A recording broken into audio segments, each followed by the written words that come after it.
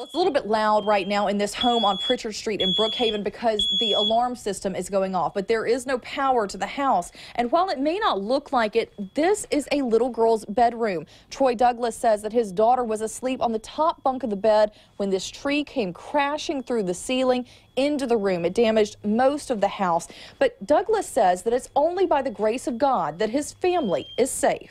Phase 2 of the East Metro Corridor will end exactly where I'm standing. This is an intersection, and the road you see behind me will be a 2-lane connecting the corridor with Old Brandon Road in Pearl. Now, once Phase 2 is complete, Phase 3 starts. The 4-lane continues back behind me. A stoplight will be in this location, complete with sidewalks. It'll go all the way down to exit 54 across Crossgates Boulevard into Brandon. It's a $14 million project, and if all things go as planned, it'll be done in 3 years or less. Yeah, Melanie and Byron, that deadline is at 8 o'clock tonight. However, the House adjourned around 4 p.m., well before they got to House Bill 1294. Now, the daughter of one of the men taken into custody is talking about what happened. And a Homeland Security agent told us that they were executing those federal search warrants here in the metro as well as in Meridian, Mississippi. You can take a look at what we saw at 3 different locations. He also tells us that Heather Robinson will be laid to rest today, and he says it was a relief for him to be able to share the news with her family that Deaton was in custody. Pumping continued on June 9th, and on June 10th, crews with radar and cadaver dogs continued their search for Shorter's body. He would be found that night, although his body wasn't removed until the following morning, June 11th. Ending the 9-day recovery effort. The now shuttered soundstage here at Mississippi Film Studios in Canton provides a sharp contrast to what we're seeing in surrounding states. Take Georgia, for instance, who has a 20% transferable tax credit when you spend $500,000 or more in the state. You also get credit for using residents and non-residents of Georgia. And Louisiana is similar. They have a 40% tax credit when you spend $300,000 on a production, in state, of course, and you get an additional 15% for using a Louisiana resident in part of your production. And we are familiar with some of those big names that have come out of Louisiana. Maybe you even watch NCIS New Orleans here on CBS. Okay, but what am I supposed to do? Byron, the jury is made up of 7 men and 5 women, 6 black and 6 white. There are also 3 alternates, 2 women and a man. The report shows that 911 calls went out at 11:30. Emergency responders were here at Green Brothers Gravel Pit 5 minutes later. Now, the suspect in this shooting is in custody. We're told that person is in jail, but we don't have any information about who the shooter is. We expect to get that information today at 1 o'clock. At the Ridgeland Police Department. That's when we expect the chief to make some statements to us. Right now, we are told that the mall is safe. It's no longer on lockdown. Right now, it looks like they are collecting evidence, as I said, going in and out of Panera, out here to the parking lot. But again, everyone is safe at Renaissance Mall, and we'll update you on this story tonight at 4, 5, and 6. And the fastest way to get new information is on our website, WJTV.com. In Ridgeland, Beth Alexander, WJTV 12. The vote was unanimous to spare JPS, but the fate of 2 other school districts still hangs in the balance. They are Knoxville and Humphrey school districts. The board will wait to make a decision in those districts until after a superintendent is hired. Yeah, Terrence, calm and quiet here right now, except for the occasional sounds of a helicopter overhead. We believe that is a Mississippi Highway Patrol chopper. What we do know is that the trailer that the shooter is holed up in is around the bend that you can see back behind me. Beth, what can you tell us? Yeah, Andrew and Brittany, right now live on Natchez Avenue in Brookhaven here in Lincoln County, and we're actually at the intersection with Highway 51. This area back behind me right now is being blocked off by law enforcement all the way down to the intersection with Highway 84. Now, joining me right now is Lincoln County EMA Director Clifford Gailey. You were telling me that the damage is pretty widespread really in the county. It's pretty much all over the city. We have some in the county, not a lot. We've had at least 5 homes damaged in the city. No lights, no camera, no action. Rolling, quiet please. I'd be a little embarrassed to say exactly how much money I lost on it, so I'm not going to say that.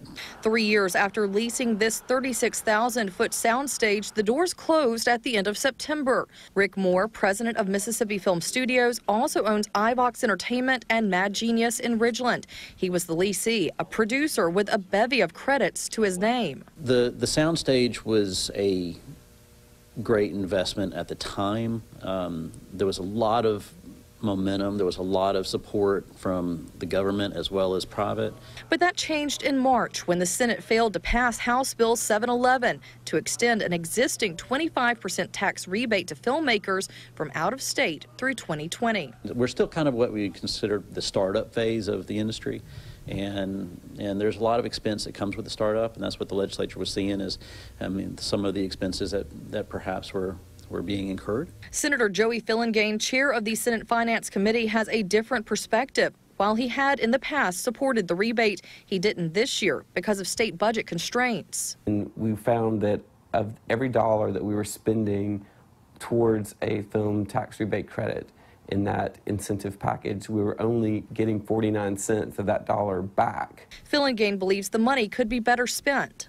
Is to do workforce development at some of our community and junior colleges to train folks in the actual technical production of filmmaking and film production. Moore fears that without the incentive, big budget films are less likely to come to Mississippi.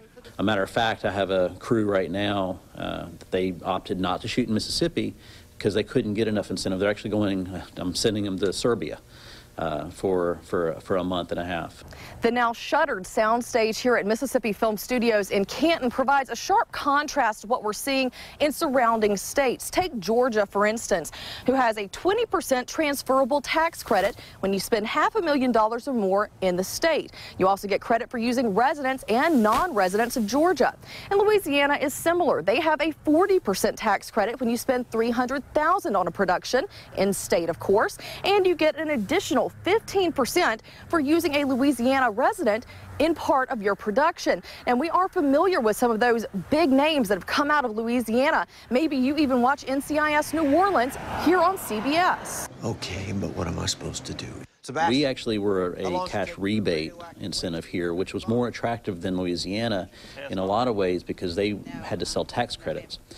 Unfortunately, unless we were to bring the non-resident part of it back, there's just no catching up right now. There are other rebates for filmmakers. There's a 25% rebate on any money you spend with Mississippi vendors and 30% for salaries for Mississippians. You get an extra 5% back for anyone you hire that's a veteran. Those rebates apply to any production that spends at least $50,000 in state. It's still a great incentive for me. It's just not a great incentive for me to attract producers from Hollywood. So that's been a growing part of our market, is seeing our local storytellers really having this opportunity because equipment is accessible and affordable. They're getting their stories out there. Nina Parikh with the Mississippi Development Authority says MDA is working to make sure more Mississippians are hired to do film work. I actually think that the best indicator of how our industry has done over the years is our Mississippi salaries. And in 2012, we had estimated $600,000 in salaries spent with Mississippians, and by 2016, it became $6.6 million. You know, we have been in the movie business for many years now in Mississippi, but this one, I think, not only is a movie that will entertain people, but it will make a difference. Governor Phil Bryant, full of excitement, walked the red carpet for the premiere of Same Kind of Different as Me, a movie filmed in Mississippi, shot on the soundstage in Canton, starring Renee Zellweger.